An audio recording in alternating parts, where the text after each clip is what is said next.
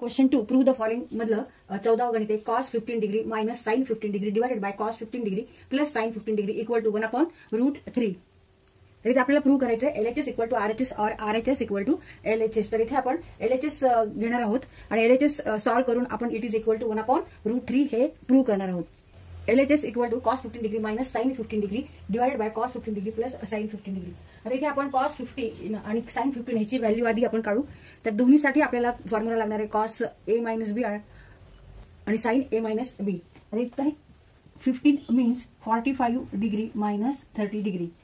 Now cos 15 degree means cos 40 degree minus 30 degree. 45 वजा 30 बरोबर 15.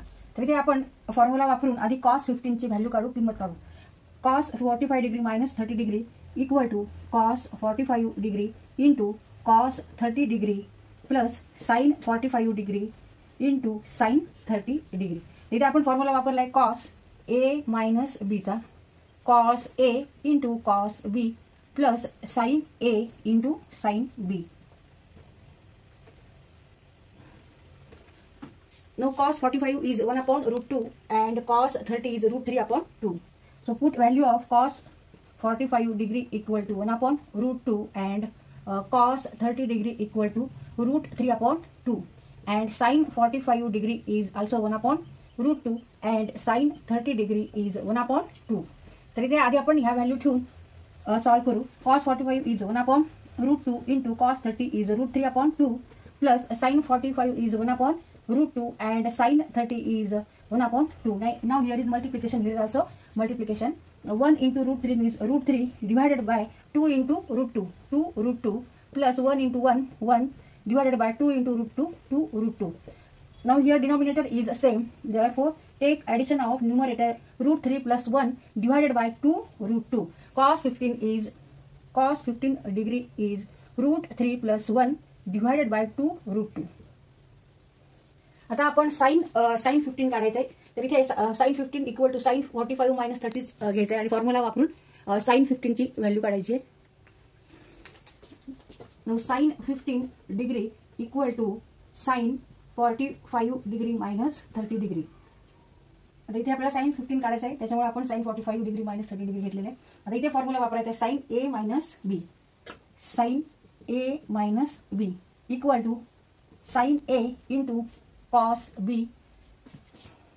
b minus cos a into sin b. Now here a equal to 45 degree and b is 30 degree.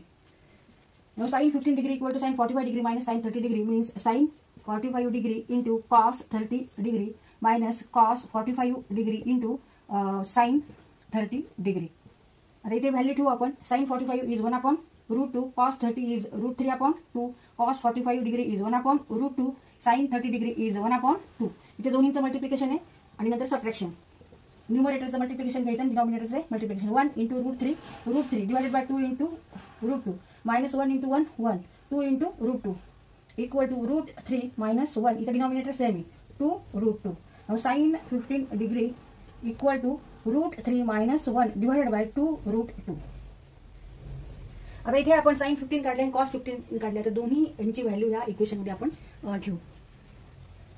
sin 15 degree equal to √3 minus 1 divided by 2√2. तर ह्या दोन्ही value आपण इथे काढलेल्या आहेत, cos 15 आणि sin 15. आता इथे आपण cos 15 ची व्हॅल्यू ठेवू आणि sin 15 ची value. cos 15 is √3 plus 1 divided by 2√2 minus sin 15 is √3 minus 1 divided by 2√2 divided by cos 15 √3 plus 1 divided by 2√2 plus sin 15 is √3 minus 1 divided by 2√2. इथे डिनॉमिनेटर सेम आहे. ह्या टर्मला पण 2√2, इथे पण 2√2, इथे पण 2√2, इथे पण 2√2. मग हे कट होतील.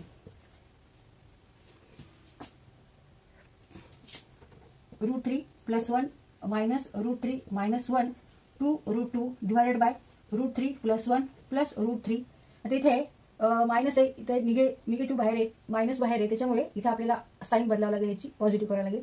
√3 plus 1 plus √3 minus 1 divided by 2√2 हे दोन्ही कट होतील.